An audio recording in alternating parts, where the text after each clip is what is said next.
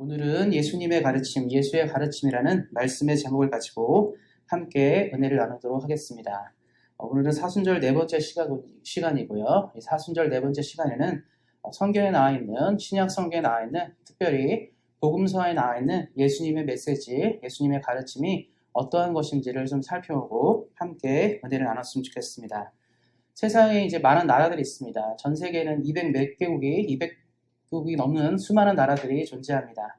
각 나라와 민족들은 우리가 앞으로 어떻게 나라를 운영하고 어떤 나라를 세울 것인가에 대한 기본적인 방안들을 갖고 있습니다. 그것들이 가장 잘 드러나는 것은 바로 헌법입니다. 그래서 우리 대한민국 사람들이죠. 처음에는 대한민국 헌법 1조는 이렇게 나와 있습니다. 1조 1항에는 대한민국은 민주공화국이다. 2항에는 대한민국의 주권은 국민에게 있고 모든 권력은 국민으로부터 나온다. 이렇게 해가지고 쭉 헌법이 진행됩니다. 그리고 지금 캐나다에 살고 계시니까 캐나다 헌법 1조는 이렇게 되어 있습니다. 우리 국가의 명칭은 The Federation of Canada이며 이하 캐나다 연방이라 한다. 캐나다 연방은 민주주의 국가이자 천국에 봉헌된 국가이다.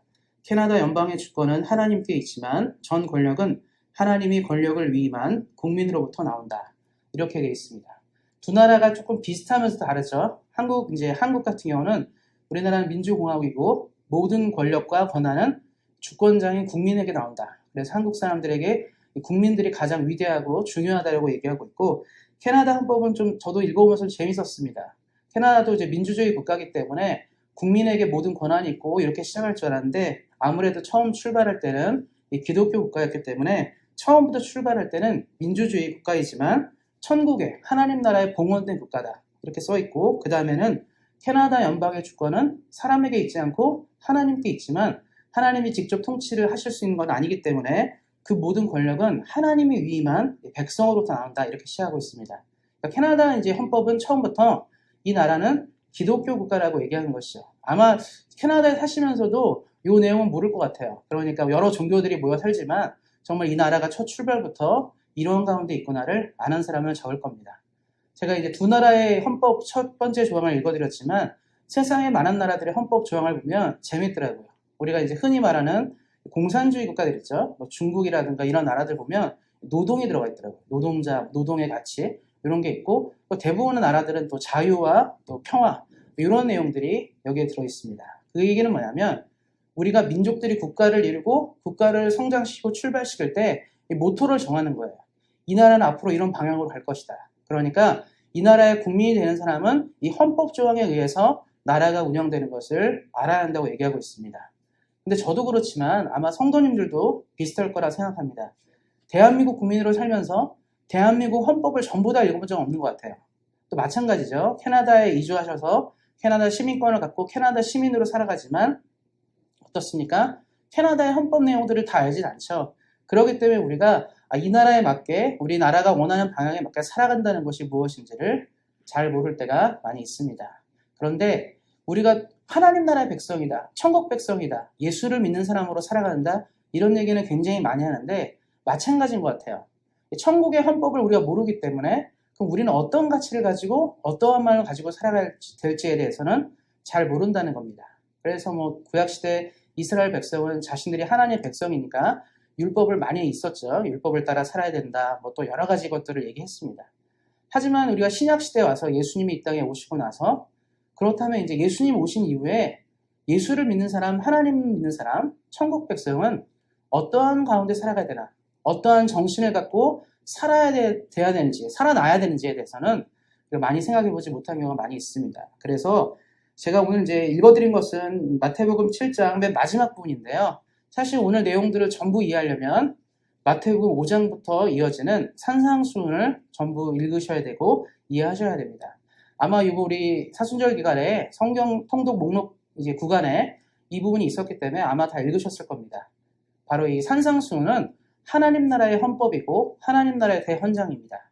그래서 우리가 예수를 믿고 살아간다, 하나님을 믿고 살아간다의 기준을 위해서는 우리가 이 산상수훈을 잘 이해하고 아는 것이 중요합니다. 그래서 제가 오늘은 이걸 산상수훈을 전부 다 설명드리기에는 시간이 너무 부족하고 산상수훈의 핵심을 좀 가르쳐드리고 여기서 뭘 얘기하고 있는지를 좀 보시면서 앞으로도 내가 기독교인으로 그리스도인으로 이렇게 살아가야겠다를 만나시는 귀한 시간 되시기를 다시 한번 예수님으로 이름으로 격려드립니다. 먼저 산상수훈의 핵심을 좀 살펴보면 세 가지로 좀 볼 수 있습니다. 전체에 많은 부분이 남겨져 있지만 세 가지로 좀 요약할 수 있는데 첫 번째는 뭐냐면 정체성에 대한 것이에요. 모든 나라의 국민들은 그 나라 국민의 정체성을 가지고 있습니다. 나는 한국인이기 때문에 한국인의 DNA가 있죠. 한국인 국가에 자라고 한국에서 교육을 받았기 때문에 한국인으로서의 어떤 정체성이 있습니다. 또 마찬가지죠. 캐나다에서 태어나고 자란 사람들은 캐나다의 정체성이 있는 것이고 미국에서 자란 사람은 미국의 정체성이 있는 것입니다. 그래서 우리가 어떠한 태도를 갖고 어떤 삶을 살 때 우리가 이 나라 백성으로서 갖고 있는 DNA가 있습니다. 마찬가지로 우리가 하나님 나라의 백성이다. 우리가 천국 시민이다. 우리가 예수를 믿고 천국에 갈 사람이다 말할 때는 우리의 정체성에 대한 것도 우리가 알 수 있어야 됩니다. 그래서 이 전부 다 이 산상수훈을 쭉 살펴보면 이 정체성에 대해서 몇 가지를 좀 얘기하는 것들이 있습니다. 그 중에 하나는 뭐냐면 빛과 소금이 있습니다. 그래서 너희는 빛과 소금이다 얘기하시면서 예수님이 말씀하시죠. 빛과 소금을 얘기하면서 우리의 삶의 정체성이 빛과 소금과 연결되어 있다고 얘기하고 있습니다. 그럼 빛은 뭐냐? 여러 가지 것들이 있지만 우리가 빛을 이용하는 것, 우리가 불을 킨다 할 때 그 빛의 가장 큰 핵심은 뭐냐면 드러내는 일을 하는 거예요. 어둠을 사라지게 하고 드러내는 일을 하게 됩니다. 그래서 밤에 어둑어둑할 때 우리가 형광등이라든가 이렇게 스위치를 온 하잖아요. 그럼 불이 확 들어오면서 어두운 게 사라지죠. 빛의 역할은 어두움을 사라지게 하고 밝게 드러나는 것들을 하게 됩니다. 그래서 이런 것들이 있습니다. 컴컴할 땐 어떻죠? 주변에 쓰레기가 있는지 더러운 게 있는지 아예 몰라요. 우리가 컴컴한 데 있으면요. 우리가 막 뭘 버려도 잘 모릅니다. 그렇지 않습니까? 깜깜할 때 우리가 뭐 쓰레기를 버리거나 어떤 뭐 안 좋은 걸 던지거나 이래도 알아보지 못하게 됩니다. 근데 언제 알게 되죠? 태양이 떠오르고 낮이 되면 지저분한 게 눈으로 보이게 돼요. 그때는 우리가 어떻게 하냐면 그걸 이제 청소를 하게 됩니다. 그러면 천국 백성에게 빛과 같다라고 표현하는 건 뭐냐면 예수님이 믿는 자리에 가면 예수님이 믿는 사람이 그 자리에 있으면 그 자리에 있는 어둠이 드러나야 돼요. 잘못된 것들이 드러나고 어떤 문제들이 발견되어져야 합니다. 그러니까 하나님 믿는 사람이 그 자리에 있으면 그 공동체가 자생하고 깨끗해질 수 있는 기회를 얻게 되는 거예요. 그러니까 어두운 사람들끼리 모여있으면 뭐가 잘못된지 모릅니다. 부패한 사람들끼리 모여있으면 다 잘못된 것밖에 없어요. 그러나 깨끗하고 거룩한 사람 한 명이 들어가게 되면 잘못이 무엇인지를 보게 되는 것입니다. 그래서 하나님이 천국 백성을 얘기할 때 제일 먼저 얘기하는 것은 뭐냐면 드러내는 자, 밝게 드러내는 역할을 하는 빛이라고 얘기하신 겁니다. 그래서 이제 소금이 나타나게 되는데 소금은 뭘 얘기하냐면 소금이 이제 지금 시대는요 조미료가 굉장히 많잖아요. 조미료가 많아서 뭐 다시다도 있고 뭐도 있고 많잖아요. 근데 음식을 맛있게 하는 조미료가 상당히 많은데 이 고대 시대에는 음식을 맛을 내게 하는 조미료가 많지가 않았습니다. 그 중에 하나가 뭐냐면 가장 중요한 조미료로 소금을 사용했어요. 소금의 이 짠맛을 통해서 음식을 좀 맛있게 하는 역할들을 했습니다. 그래서 소금의 가장 중요한 역할은 뭐냐면 맛을 나게 하는 거예요. 우리 이런 걸 많이 하죠. 정말 살맛 안 나는 세상이다. 뉴스를 키면 어떻습니까? 뭐 전쟁 난다, 지진 난다, 뭐 불났다, 뭐 이런 거 나오고 안 좋은 뉴스 너무 많지 않습니까? 정치인은 부패했다, 뭐는 뭐다 이런 거 보면서 우리는 어떤 생각합니까? 정말 세상이 살맛이 안 난다. 뉴스가 좋은 게 별로 없어요. 훈훈한 뉴스는 별로 없고 뭐 무슨 범죄가 일어났다, 사기를 쳤다, 사람이 죽었다 이런 뉴스만 가득가득합니다. 그럼 어떻습니까? 세상이 살맛이 안 나는 거예요. 그런데 예수님이 사람을 향해서 예수님을 믿는 사람을 향해서 소금이라 표현하신 건 뭐냐면 우리가 있음으로 어떻게 된다? 살맛 나는 세상이 된다는 거예요. 그러니까 하나님 믿는 백성이 그 지역에 존재한다. 그쪽에 사람이 존재하면 그 지역이 살맛 나는 겁니다. 그래서 우리 온생활교회 성도님들이 사랑하는 성도님들이 이 땅을 살아가시는데 지금 성도님들이 살아가시는 그 동네가 우리 사랑하는 성도님들 때문에 살맛 나는 동네가 되는 겁니다. 그러니까 예수님이 있는 사람이 거기 있으면 그 동네가 살맛 나는 거예요. 예전에 우리나라가 늘 자주 말씀드렸지만 나라를 잃고 나서 한국이 소망이 없었습니다. 가난했죠. 가진 것도 없고 국력도 없고 주권도 뺏기고 도무지 소망이 없었어요. 한국 사람들에게는 아무런 소망이 없었는데 한국이 그래서 계속 이런 말도 하더라고요. 나중에 공부를 많이 하신 분들이 뭐라고 말했냐면 독립을 절대 못할 것 같았다. 일본에게 벗어날 수 없을 것 같다. 이런 말도 많이 했다더라고요. 왜냐하면 정말 살맛이 안 나는 거예요. 그런데 그 나라를 살게 한 건 뭐냐면 뭐 미국, 캐나다, 영국, 프랑스 뭐 이런 데서 수많은 선교사들이 들어왔어요. 그리고 말했어요. 우리 민족에게 소망이 있다. 너네 민족에게 소망이 있다. 지금 힘과 권력과 능력이 없는 그것이 문제가 아니라 우리 민족에 뭘 믿으면? 하나님을 믿으면 소망이 있다. 성녀들이 가르쳤어요. 성녀들이 우리 학생들을, 어린아이들을 데리고 가르쳤습니다. 여자들을 데리고 가르쳤어요. 남자만 공부하고 교육받고 그런 시대에 여자애들을 데리고 와서 학교를 세우고 가르쳤습니다. 너네에게한테 소망이 있어. 여태까지는요, 그 당시에는 여자로 태어나면요, 소망이 없었어요. 학교 안 보내줍니다. 부모가 애들 가르칩니까? 여자들 안 가르쳐요. 그냥 집안에서 일하다가 시집가고 이런 거잖아요. 성교사들이 와서 말했어요. 너네가 가치 있는 인생이야. 너네 인생이 이 땅을 살게 할 수 있고 살맛나게 할 수 있다. 그때 가르쳤어요. 성교사들이 여자들 많이 가르쳤습니다. 그 당시 한국교회의 많은 리더들, 훌륭한 분들이, 여자분들이 다 교회를 통해서 배출됐어요. 또 한국교회의 훌륭한 많은 분들이 교회를 통해 탄생했습니다. 성교사들이 말한 거야. 살맛나는 세상은 우리가 만들어간다. 기독교인들이 만들어간다는 겁니다. 그래서 천국 백성의 정체성은 드러내는 것, 진리를 드러내고 세상을 밝게 하는 것이고 또 하나는 세상을 살맛나게 하는 것입니다. 그리고 뒤에 이제 뒷부분에 또 뭐가 나오냐면 하나님을 믿는 사람은 그래서 세상을 밝게 하고 세상을 살맛나게 하는 사람들은 어떻게 살아야 되냐면 세상 사람들과 같이 살면 안 돼요.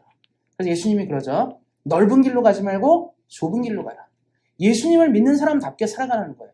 세상 사람들은 돈이 최고입니다. 권력이 최고고 자기가 누리고 싶은 것만 바라보면서 그런 길만 가려고 그래요. 예수님이 뭐라고 말씀하셨냐면 생명을 얻게 하는 길, 하나님의 나라를 이루는 그 유일한 길은 길이 작다, 좁다라고 얘기해요. 거기로 가라고 말씀하고 있습니다. 그리고 좁은 길을 갈 때 필요한 것은 뭐냐면 하나님의 뜻대로 살아가는 거예요. 다른 말로 하면 성경에 이렇게 말하고 있습니다. 세상에 수많은 사람들이 집을 지어가는데 세상에 수많은 사람들이 집을 만들어 가는데 하나님의 말씀 없이 살아가는 사람들은 집을 모래 위에 지어간다. 그러나 하나님을 믿는 너희들은 집을 어디다? 반석 위에 지어라. 그러니까 하나님을 믿는 백성들은 출발 자체가 다른 거예요.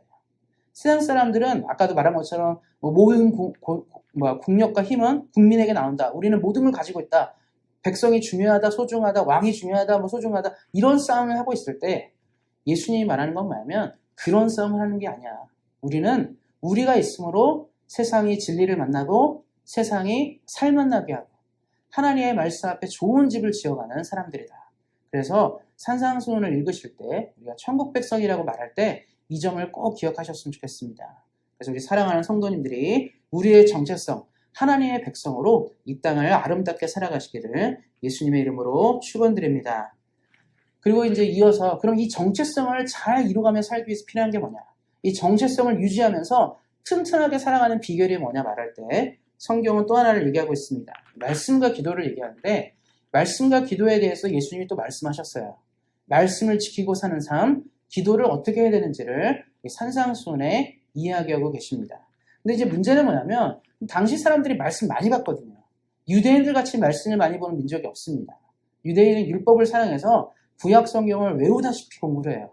그래서 보면 유대인들은 이제 머리 이런 데다가 상자를 만들고 말씀을 적어서 집어넣고 다닙니다. 그리고 손목에다도 말씀을 메고 다니고 심지어는 문간에다도 붙여넣고 그렇게 다닙니다.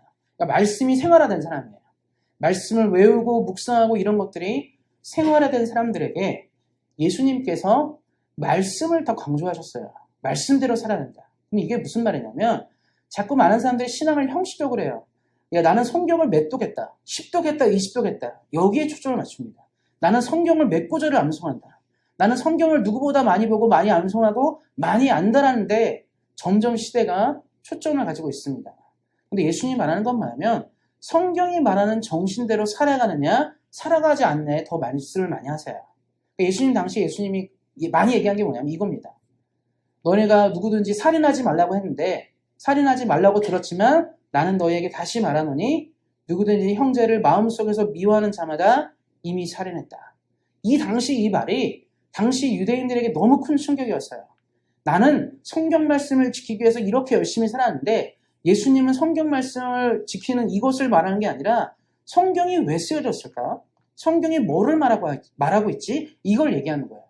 살인하지 말라의 핵심은 뭐냐면 누구를 죽이냐 마냐 이 문제가 아니라 기본적으로 인간은 사람을 미워하는 존재이기 때문에 그 마음을 제어하는 게 더 중요하다고 본 겁니다. 그러니까 인간의 근본을 먼저 얘기하신 거죠. 그래서 예수님이 지금 말씀을 많이 봐야 된다, 말씀대로 살아야 한다 우리에게 말하는 것. 지금 현대를 사는 우리에게 말하는 것은 우리 성도님들이 성경을 1년에 100독을 하십시오. 성경 구절을 500절씩 암송하십시오. 성경 읽는 시간을 5시간, 6시간, 성경 쓰는 시간을 7시간, 8시간 하십시오가 아니고 한 구절을 읽더라도, 한 구절을 쓰더라도, 한 구절을 외우더라도 그 말씀이 말하는 바에 답게 살아가라는 것이죠. 이게 굉장히 어렵습니다. 예수님이 말씀한 건 뭐냐면 아까 말한 빛과 소금의 삶을 살기 위해서 우리에게 가장 필요한 것은 뭐냐면 말씀대로, 말씀이 말하는 대로 살아가는 것이라고 얘기하고 있습니다. 그리고 기도도 마찬가지죠. 말씀이 하나님의 뜻대로 살아가는 것이라면 기도는 하나님의 뜻이 무엇인지를 요청하고 구해야 되는데 현대의 기도, 수많은 종교들의 기도는 소원에 있어요. 내가 이런 열망이 있습니다. 이런 소원이 있습니다. 이것 좀 이루어졌으면 좋겠습니다. 이거에 대한 기도가 굉장히 많습니다. 전 세계 수많은 민족들, 수많은 종교들의 기도의 핵심은 소원을 성취하는 거예요. 그러니까 소원 성취의 기도에 초점이 맞춰져 있기 때문에 많은 문제가 생깁니다.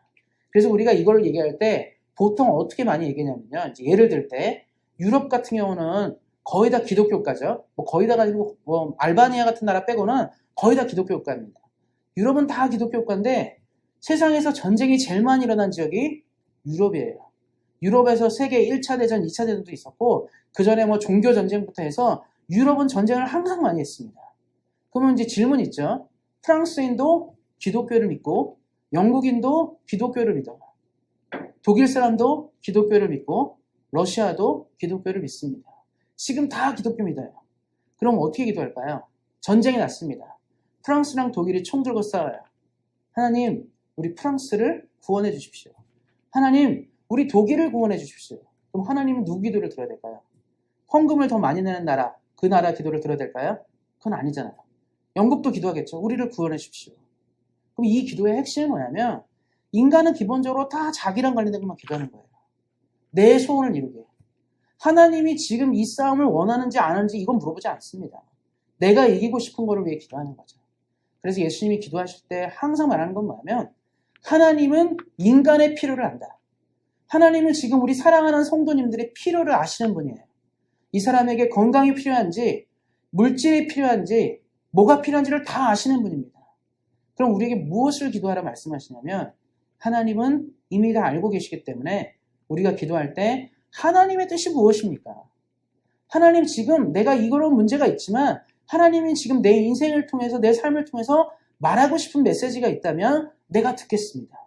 이게 굉장히 중요해요. 그래서 이 구약시대의 기도의 표본들을 보면 다 어떻게 하죠?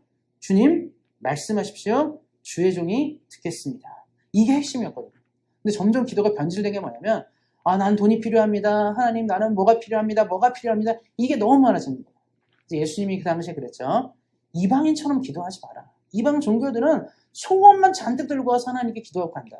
그런데 나는 말하지만 하나님은 자기 백성을 아시는 분이기 때문에 너희는 기도를 그렇게 하지 말아라고 말씀하십니다. 그래서 이런 기도를 하셔야 돼요. 우리 사랑하는 성도님들이 그래서 항상 하나님이 원하는 것은 무엇일까를 먼저 질문할 수 있어야 됩니다. 그래서 말씀과 기도 정리해드리면 하나님의 뜻이 무엇인지를 알고 그 말씀대로 살아가는 것이고 기도는 내가 잘 모르기 때문에 하나님의 뜻을 구하면서 한 걸음 두 걸음 나가는 것입니다. 그래서 우리 사랑하는 성도님들이 말씀과 기도를 통해서 하나님 나라 백성으로 더욱더 성장하며 살아가시기를 예수님의 이름으로 축원드립니다. 그럼 이제 우리가 이렇게 알 수 있습니다. 내가 말씀과 기도를 잘하고 있는지 아닌지를 우리 평가를 해야 되잖아요. 우리 잘 모르잖아요. 내가 말씀과 기도의 사람인지 아닌지. 성경에서는 말씀대로 합시다. 기도를 주님의 뜻대로 합시다. 이렇게 얘기하는데 그 우리의 실제 삶이 말씀과 기도에 맞게 나타나는지 아닌지를 구별하는 법이 있습니다. 그건 뭐냐면 하나님 나라의 복과 연결되어 있습니다. 그래서 사실 이제 산상수훈을 첫 부분에 보면 예수님께서 산에 올라가 앉으시니 제자들이 나온지라. 제자들이 나왔다고 얘기합니다. 그리고 예수님이 처음 말씀하신 게 뭐냐면 입을 열어 가르쳐 가라사대. 심령이 가난한 자, 마음이 가난한 자는 복이 있나니 라고 시작해요. 다른 말로 하면 처음에 예수님이 시작하면서 많은 사람들이 관심 갖는 우리가 복받는 인생이 무엇인가를 시작한 첫 번째 출발이 뭐냐면 심령이 가난한 자라고 출발합니다. 이 땅에 누구도 가난을 좋아하지 않아요. 과거부터 지금까지 앞으로도 가난한 인생이 행복하다고 말하지 않습니다. 종종 뭐 철학자들이나 이런 분들이 나와서 가난이 훨씬 낫습니다. 무소유가 아름답습니다. 이러지만 어떻습니까? 안 들리죠. 안 들려요. 실제로 인간은 갖고 싶고 누리고 싶고 얻고 싶어 하기 때문에 무소유, 가난 이런 것들이 철학적인 의미로는 굉장히 공감할지 모르겠지만 우리 강의를 들으면서 적을지는 모르겠지만 실제로 내 삶이 무소유가 되거나 가난하다는 것은 받아들이기 어렵습니다. 예수님 당시도 더욱더 그랬죠. 이미 로마의 속국이었고 물질로 인해 고통하던 시대였는데 예수님의 첫 출발은 심령이 가난한 자는 복이 있나니라고 시작합니다. 그러니까 이제 여기서 사람들이 흔들리기 시작하는 거죠. 우리가 꿈꾸고 원하는 하나님의 나라는 뭘까? 이슬람교는 이렇게 얘기합니다. 하나님 나라에 가면 이 땅에서 우리가 뭐 이슬람을 위해서 하나님을 위해서 내 몸을 들여 자폭을 하고 테러 싸움을 하고 뭘 하면 신이 천국에서 어마어마한 보화를 줄 것이고 어마어마한 음식을 먹게 할 것이고 정말 행복한 삶을 살게 한다. 이거예요. 그래서 많은 사람이 이슬람교 사람들이 자기들의 신앙에 투신해서 목숨까지 거는 이유는 뭐냐면 천국에 가면 너무나 행복하게 사는 거예요. 풍족한 물질을 누리고 풍족한 삶을 살면서 누구도 부럽지 않게 살아가는 이 천국을 기대하는 겁니다. 그래서 많은 사람들이 예수님이 이 땅에 오셨을 때 우리에게도 그런 삶이 있지 않을까를 생각했거든요. 예수님이 말씀하신 건 뭐냐면 전혀 다른 얘기를 하는 거예요. 가난하게 사는 삶, 좀 뭔가 이렇게 남들에게 베풀어주는 삶, 남들에게 나눠주는 삶, 이런 얘기를 너무 많이 하는 것이죠. 우리 사랑하는 성도님들, 하나님 뜻대로 산다는 게 뭐겠습니까? 하나님이 원하는 대로 삶을 살아간다는 것은 성경에 나온 것처럼, 이 산상수훈에 나온 것처럼 내 것을 내 것이라 주장하는 것이 아니라 하나님의 나라를 위해 사용할 수 있는 준비가 된 사람들, 주님의 것들을 나눌 수 있는 사람들이 필요하다는 겁니다. 예수님의 메시지가 점점 들려지기 시작하고 사람들에게 나타나기 시작하면서 점점 이탈자가 생기기 시작했어요. 점점 예수님과 함께 가지 않은 사람이 많이 생겼습니다. 우리도 그렇지 않습니까? 이번에 대선 끝났는데 대선하게 되면 어떡하죠? 사람들이 다 달라붙어요. 이 사람이 대통령 되면 내가 이 사람 위해 애쓰면 뭐가 나한테 떨어지지 않을까? 다 달라붙지 않습니까? 그 이유는 뭐냐면 그냥 마음에 그래 조국 대한민국을 위해서 우리가 사는 나라를 위해서 이분이 꼭 대통령이 돼야 돼 해서 붙는 사람들이 많겠습니까? 아니면 이 사람이 대통령이 되면 내게 뭔가 이득이 있지 않을까 해서 붙는 사람이 많겠습니까? 전 후자라 생각합니다. 인간은 다 그래요. 인간은 뭔가 얻고자 하고 누리고자 하는 게 있습니다. 예수님이 이 땅에 나타나셨을 때 굉장한 슈퍼스타였습니다. 수많은 사람들을 고쳤고 수많은 기적들을 보여줬습니다. 그래서 마음속에 사람들은 설레인 바가 있었어요. 내가 만약에 예수의 최측근이 된다면 얼마나 많은 것을 누릴 수 있을까? 그래서 제자들끼리도 싸웠죠. 누가 제일 큰 사람이냐? 누가 예수님 나라에서 국무총리 될 것이고 누가 예수님 나라에서 국방장관 될 것이고 경제부총리 될 것이고 이거 싸웠다는 거예요. 제자들이. 예수님이 뭐라고 그랬죠? 누구든지 크고자 하는 자는 낮은 자가 되고 높은 곳을 갖고자 하는 자는 섬기는 자가 돼야 된다. 뭐 이런 얘기 하셨어요. 하나님 나라는 그런 데가 아니다. 이렇게 얘기하면서 많은 사람들이 실망하기 시작했어요. 아, 예수님을 다녀봤자 얻을 게 없구나. 나중에 예수님이 십자가 달려 돌아가실 때 세상에 아주 굵은 메시지 주셨죠. 누구든지 예수님을 믿고 예수의 보혈로 구원을 얻는다는 아주 굵은 메시지를 내셨지만 그 굵은 메시지가 내셨을 때 예수님 주변에는 그렇게 예수님을 사랑했던 제자들이 요한 빼고는 없었어요. 다 도망갔고 다 여자들만 남았습니다. 그렇게 예수님 나라에서 국무총리 뭐고 되고 싶다 이렇게 말했던 사람이 싹 나갔어요. 왜냐하면 그의 죽음 앞에 많은 사람들은 얻을 것이 없구나. 더 이상 얻을 것이 없구나를 생각했기 때문입니다. 그래서 오늘 우리는 이 메시지를 기억하셔야 돼요. 예수님은 이 땅을 하시면서 진정한 하나님의 나라의 복은 세상의 복과 같지 않다라고 말씀하십니다. 세상 사람들이 추구하고 바라는 그 복에 하나님의 모든 것이 걸려있는 것이 아니라 하나님 나라의 복은 다른 것에 있다고 얘기해요. 그래서 예수님이 쭉 얘기하시면서 경제가 참 중요하지 않습니까? 당시 사람들도 역시 재물에 대해 관심이 많았는데 이런 말까지 하세요. 재물을 이 땅에 쌓아두지 마라. 하나님께 쌓아두라. 이게 무슨 말입니까? 이 땅에 재물을 쌓아두는 거 중요하잖아요. 노후를 위해 돈을 모아야 되고 건강을 위해 돈을 모아야 되고 이래저래 우리는 돈을 모으고 살아야 되는데 예수님이 그런 사람들에게 말했어요. 거기다 돈 모으지 마라. 너네 돈을 어디다 저금하라고요? 천국에 저금해라. 이게 좀 들립니까? 안 들리죠. 당시 사람도 이해 못했을 거예요. 이게 무슨 소리냐? 내가 오늘 남들보다 2그릇 3그릇 먹는 게 중요하고 내가 오늘 남들보다 더 많이 놀러 가는 게 중요하고 더 많이 돈 쓰고 사는 게 중요한 시대에 너 하나 쓸 거 있으면 반 날라가지고 넌 반만 먹고 다른 사람 반 줘. 너 2개 있어? 하나 다른 사람 줘. 이런 얘기 하신 거거든요. 이게 얼마나 어려운 메시지였겠습니까? 천국 백성으로 살아간다는 것은 그래서 좁은 길이에요. 간단하지 않습니다. 쉽지 않아요. 남들은 그렇게 살지 않기 때문입니다. 돈 있으면 큰 집 사야 되고요. 돈 있으면 더 누려야 되고 더 좋은 옷, 좋은 가방, 좋은 차 써야 되죠. 돈 있으면 더 그렇게 사는 게 세상 사람들의 법칙입니다. 근데 예수님은 그렇게 말씀하지 않았습니다. 그럼 우리는 질문이 있죠. 예수님이 말한 대로 사는 게 너무 어려워요. 너무 어렵지 않습니까? 예수님이 말하는 기준대로 살아간다는 것은 굉장히 어렵습니다. 그래서 다시 말씀드리지만 그래서 예수님이 말씀이 말하는 정신이 무엇인지 날마다 기도로서 내 삶을 점검하라고 말씀하시는 것입니다. 그래서 우리 사랑하는 성도님들이 사순절 기간에 예수님의 산상수훈 이 메시지를 다시 한번 읽어보셨으면 좋겠어요. 그리고 내 삶을 다시 한번 점검하고 비록 내가 이 수준에 가지 못하지만 주님이 능력과 은혜를 주셔서 성령을 부어주셔서 나로 하여금 이 수준에 맞도록 살아가도록 인도해달라고 겸손하고 정직하게 기도하셔서 하나님의 나라의 백성에 맞는 예수님의 가르침을 잘 새기며 살아가시기를 예수님의 이름으로 축원드립니다.